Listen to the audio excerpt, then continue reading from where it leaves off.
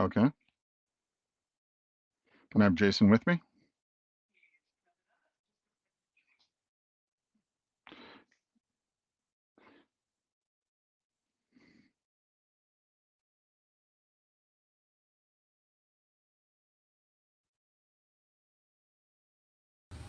I was backstage, hidden from the session. Yes, we've got some technological enhancements since the last time we did this. This thing's pretty fancy. All right, we're ready? All right. Uh, First up, welcome to Centennial Advisors MEHKO Roundtable. My name is Justin White. I'm the managing partner of Centennial Advisors. I'm joined today by Jason Brooks Buckhalter.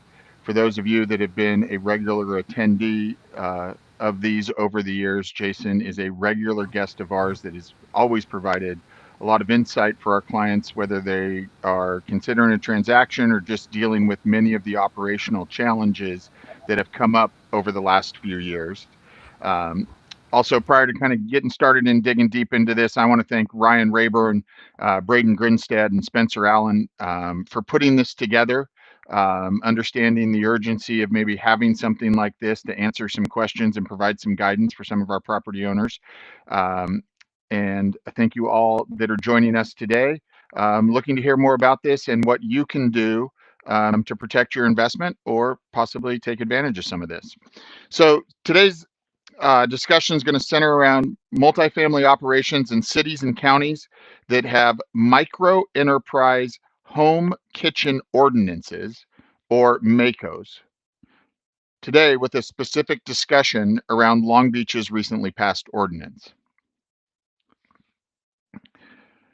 So what we're going to do today is kind of just go through what it is, where it's at, and then we'll have Jason weigh in on some of the things that he'd advise owners to be doing right now in light of the recent ordinance. So give everybody a little bit of background. In 2018, the state of California passed the legislation that allows entrepreneurs to have a home-based business, or excuse me, home food preparation business. Since that time, various cities have passed their own local ordinances, and counties have done this as well. For example, Los Angeles County, in addition to Long Beach and some of the other cities in LA County, have passed ordinances that allow entrepreneurs to make food out of their homes, whether that's something that they're going to make in their home, take somewhere and sell, or they're going to make in their home and somebody's going to come buy it from their house. Um, in reality, this has been going on for years. I'm 52 years old now, and I can remember whether it was somebody selling cookies at a craft fair that they had made at their house, or in high school, somebody baking some cookies and trying to sell those. It's been going on for years, and now it's been codified that entrepreneurs can do that. So, excuse me. Obviously, if someone wants to make a burnt-in grilled cheese out of their home, that's their choice. But I think why everyone is on the call and why we're all interested in this is that because a MEHKO entrepreneur is sharing their community with others, and the bricks and sticks of that community that they do share is owned by another entrepreneur. So in Long Beach's case, they seem to have a process which these cooks have to follow. I'll walk you through the steps of what somebody has to do. So if anybody's tenant is interested in having one of these, the first thing that they need to do is apply for a business license and submit the form that they want to have a microeconomic home cooking ordinance approved business in their place of residence. The second step is that they need a copy of their seller's permit and a home occupation standard rules of operation document.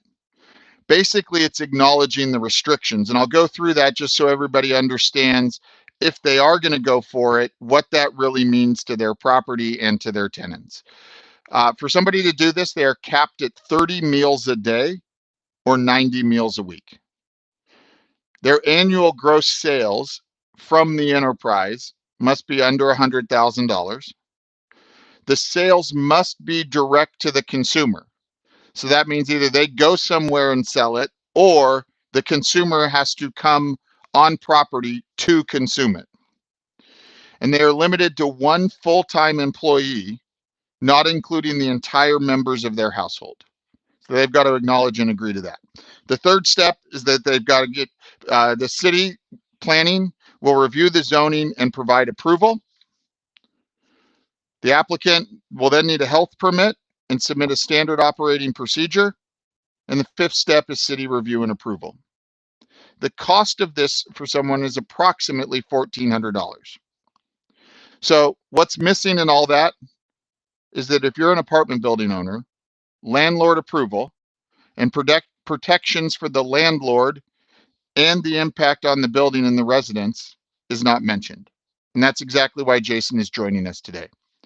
To help all of you navigate MEHKOs, determine what your exposure is, what your obligations are to them, what your options are, and how do you best protect your family if you want to be supportive, and are there any positives? So Jason, you've been patiently waiting. Thank you very much. Let's start with exposure. Does Long Beach's ordinance require landlord approval, or by rule of law require landlords to accept MEHKOs in their properties?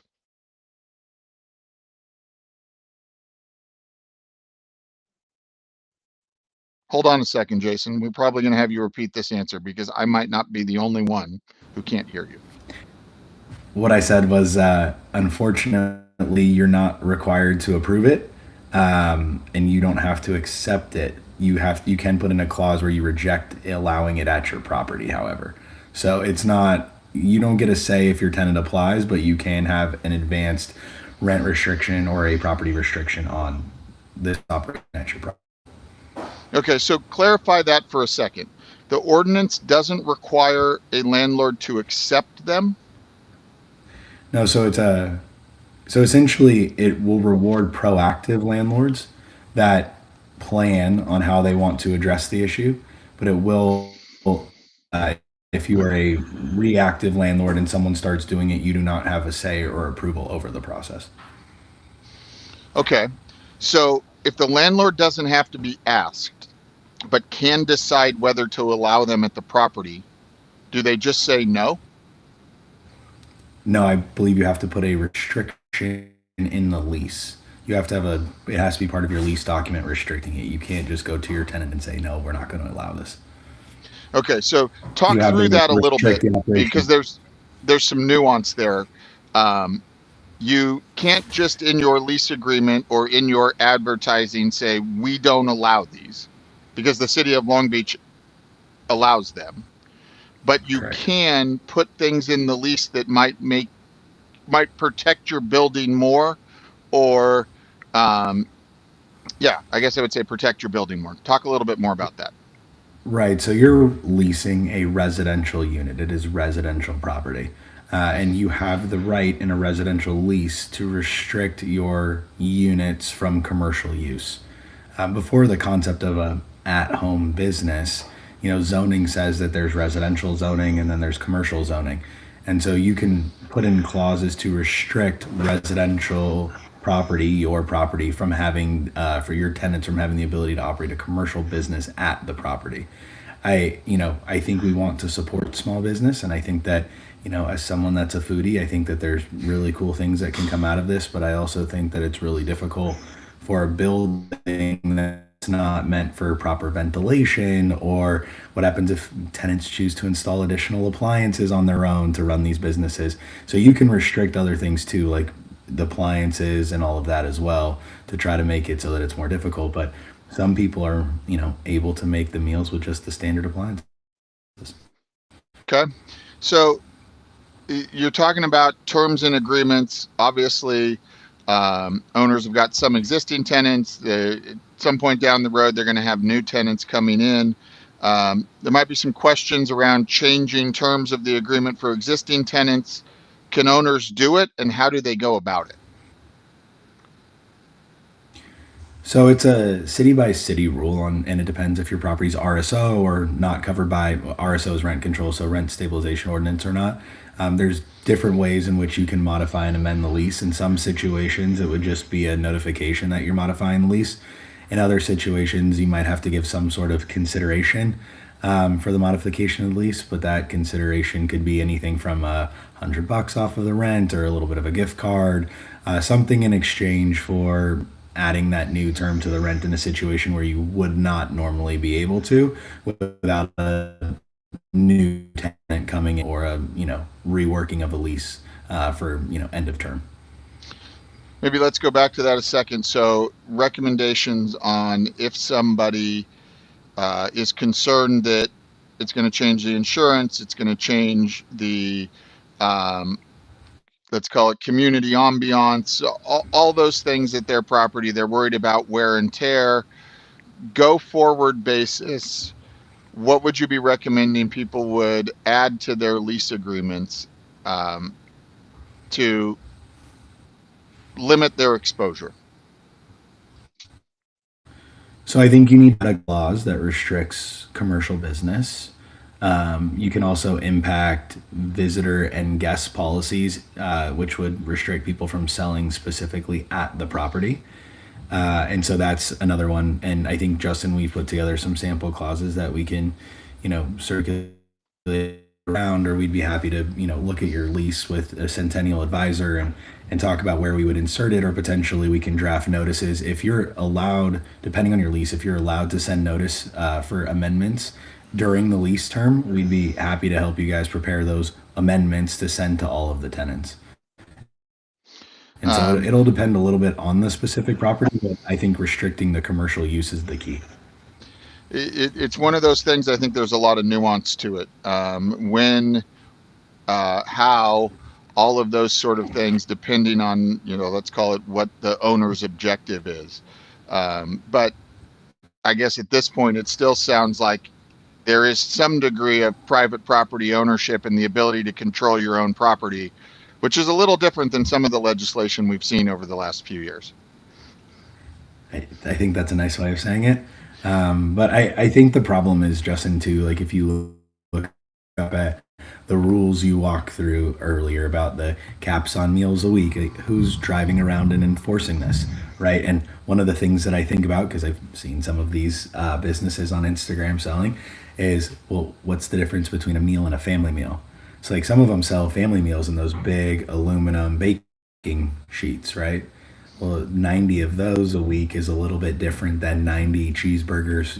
I'm buying a cheeseburger, you're buying a cheeseburger. So the impact is very different on the volume of cooking. It also, I think it comes into play too, Justin, depending on if the landlord's paying utilities or not. If you have a tenant that's stove on, cooking all day, having to run extra air conditioning, venting, it costs the landlord a lot more, and it's a safety hazard and wear and tear on the property. So, I think it's going to be a little difficult to enforce. So my recommendation to people is probably I would restrict it if you can. Okay. Great comments there. We've got a couple minutes. Let's turn maybe to the other side. Landlords who see this as an opportunity to have higher occupancy. If they do allow it, how do they protect themselves?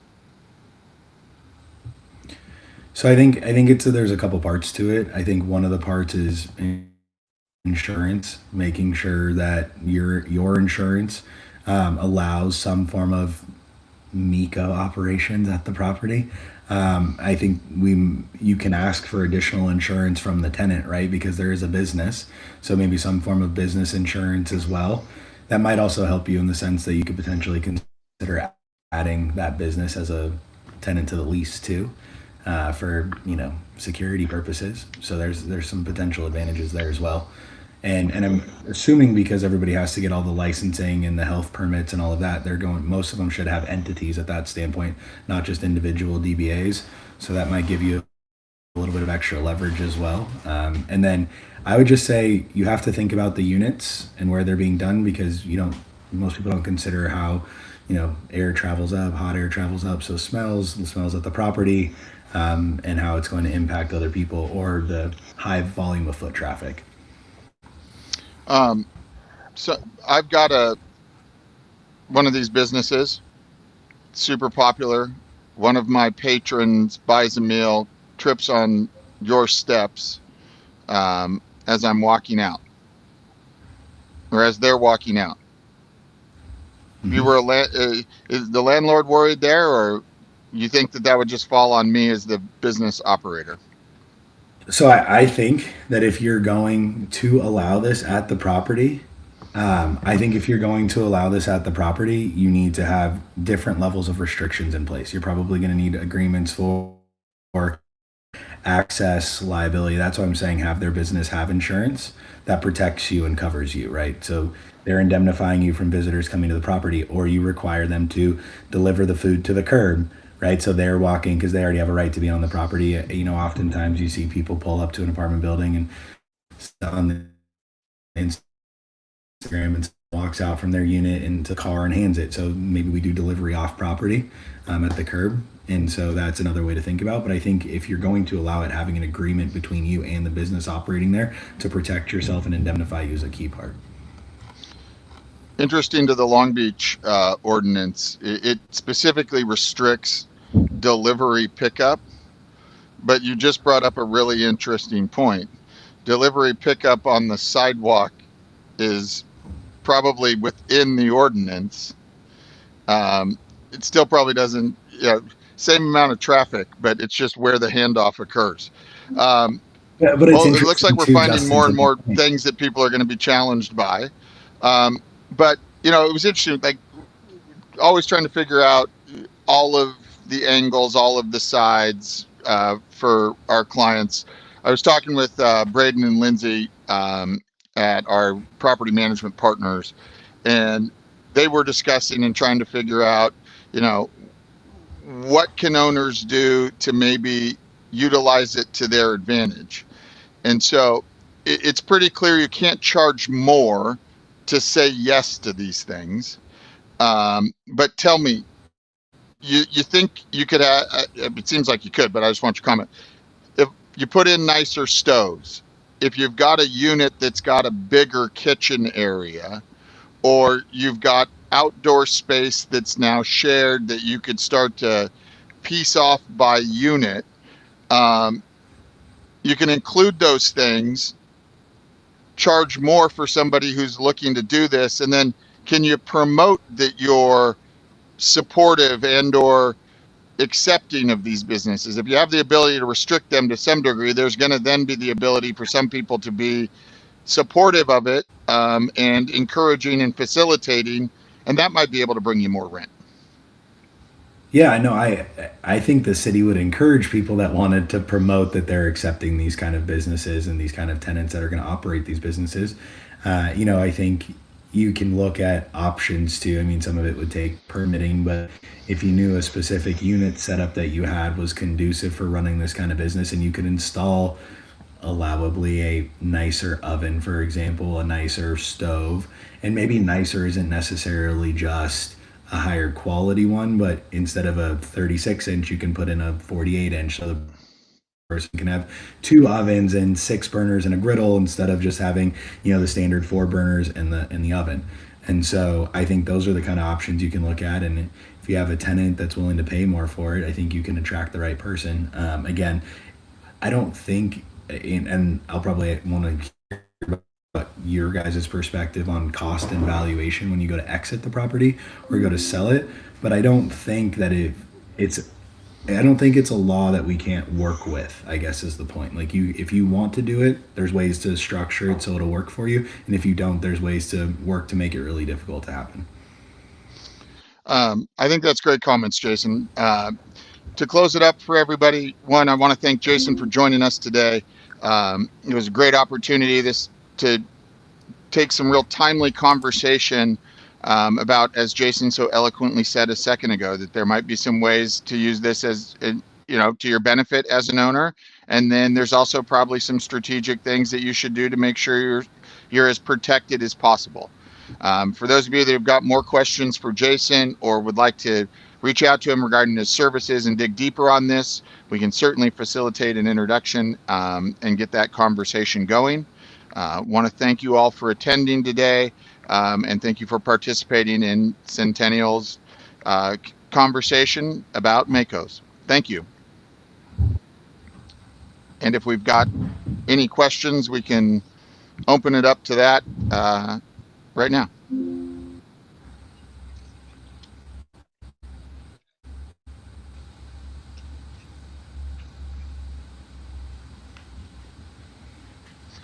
Jason, so we learned that when my clients trip and fall at your property, you're liable. What if they get sick from the meal that I served them?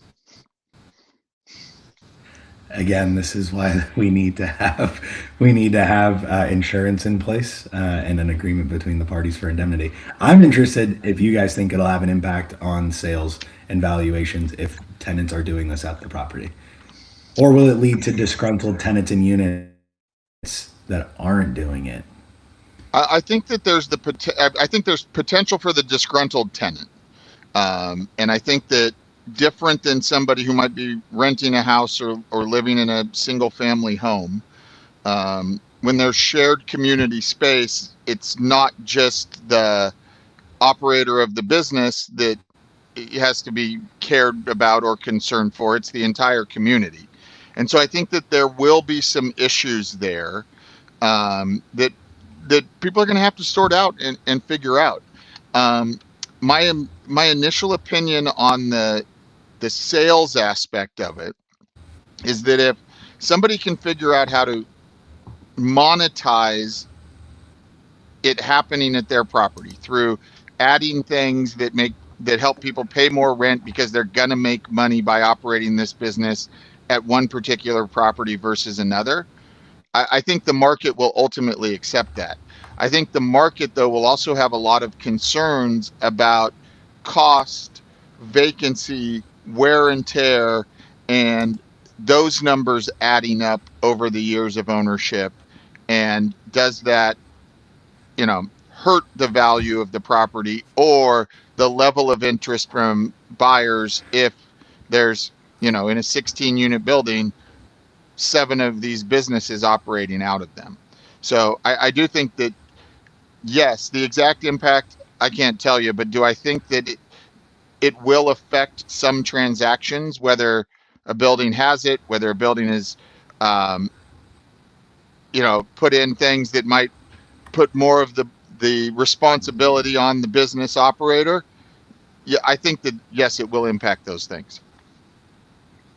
That's an interesting point on that because when you talk about operations, I see insurance as a potential increase in cost if the insurance provider knows you have more than one of these businesses operating. But then at the end of the day, this feels like one of those things that we've talked about over the years where everybody gets really nervous about it, and there's going to be very few examples of that actually happening. But then what will happen is one will go wrong, and then everybody will point to that one issue as the reason why it shouldn't have happened in the first place. Like, I don't think that there's going to be, if you have a 10 unit building, I don't think you're going to have four of these in your building. I think many won't have them naturally, and you'll have one that has one or two, and then a bunch that have zero. And but maybe I'm wrong. I don't see this as a super common thing coming. I would tend to agree with you. I think the issue and what people should be doing is, like you just said, it's not the high volume, it's the isolated situation that has a significant impact. And so I think that's what people need to prepare for. They need to decide what they want to do. Always be deciding what they want to do and how they want to be responding to this, and have a proactive plan that accomplishes what they're trying to do. Um, Repeat that one for me because I now forgot it.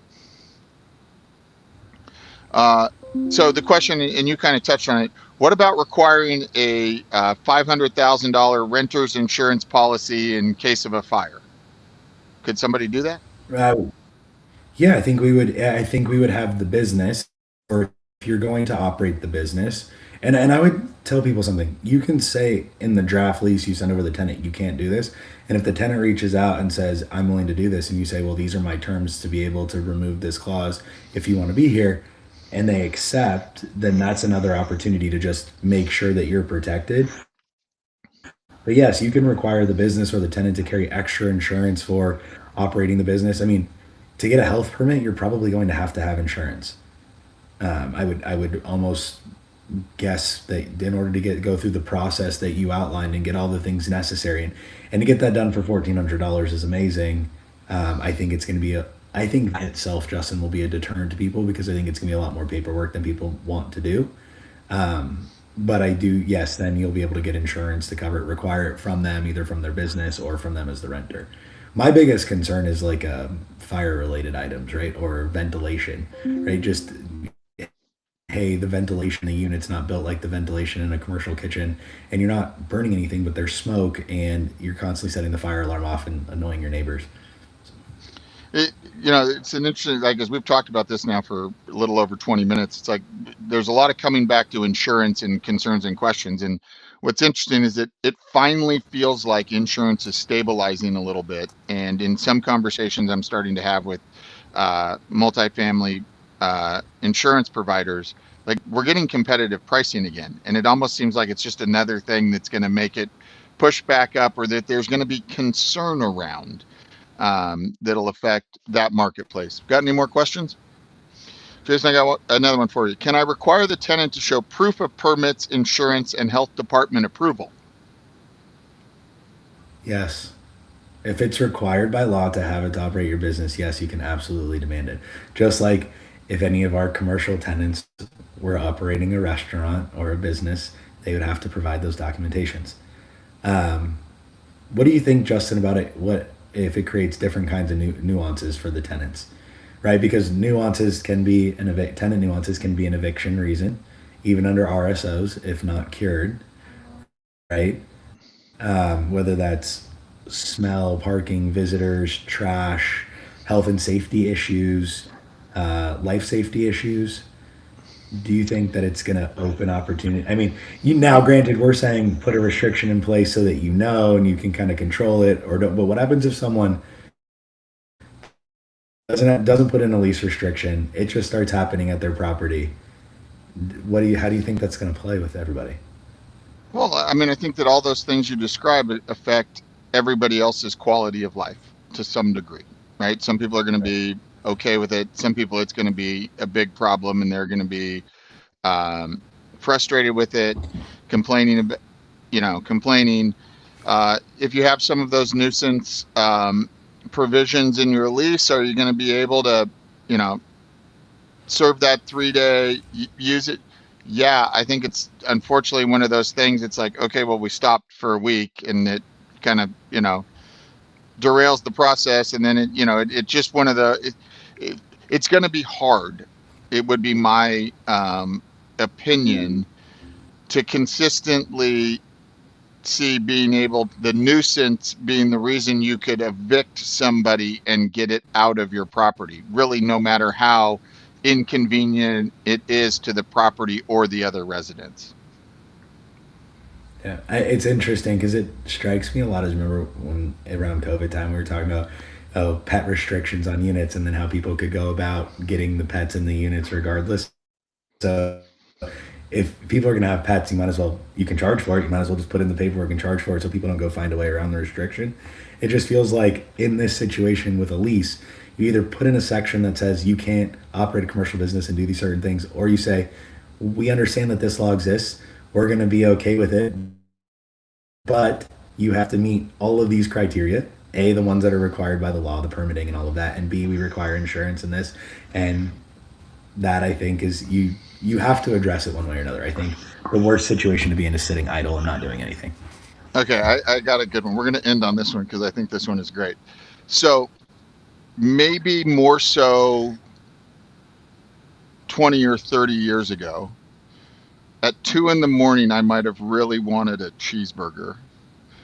Um, are there, like, can somebody have any hours for these things, or like, what could you do? I mean, because I think, like, at 2 in the morning, I would have loved to walk over 3 apartment units to somebody's business that was making cheeseburgers versus 30 years ago trying to figure out how I was going to get over to Del Taco.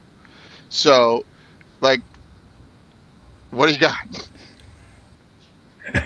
That's a great question. I don't think the law actually addresses that. Now, what I would say is, to be open after a certain time as a restaurant business, you have to have special permitting. My guess is they're probably going to end up with some reasonable set of parameters in which you can sell and operate the food, because at the end of the day, it still is a residential property. Like, it still is zoned residential. And when you think of noise ordinances and everything else and disturbances, so I think there's going to be a cutoff. I don't think they've addressed it yet, but maybe someone will be able to, like, next door make you a cheeseburger anyways. So, but that, hey, DoorDash and Uber Eats are open at 2 a.m. now, so you don't have to worry about walking. They'll just bring it to the door. Takes a little longer. It's a much easier world. Thanks for joining us today. Really enjoyed getting back together and doing these things, whether we're talking about MEHKOs or ways people can make more money or strategies or opportunity zones. Always good for our clients to have the opportunity to hear your expertise and your experience. I hope you have a great weekend, and thanks again for joining us.